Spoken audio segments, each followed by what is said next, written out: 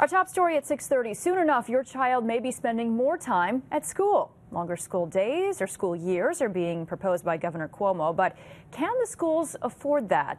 Matt Markham asks a few district officials as they now dissect New York's budget proposal. New York leads the nation in education spending. At least one study shows fewer people support increasing education funding than they did 3 years ago.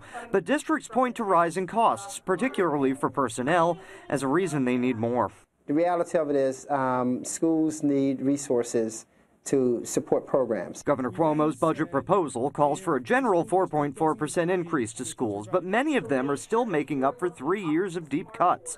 Your child's school will be tasked with deciding how much it receives goes to new programs or old debts. A combination of both. The last several years working with the mandates that we've been given that are good for students but cost money. But what about the idea of kids exiting a school after a longer school day? Dr. Robinson here at Shen says maybe the answer is maximizing the time that schools already have. If we just ran some math, if we were to add 30 minutes every day and assuming that we're paying some additional compensation for teachers, for staff, and all these other people who are working longer, I mean, we're talking about well over $3 million.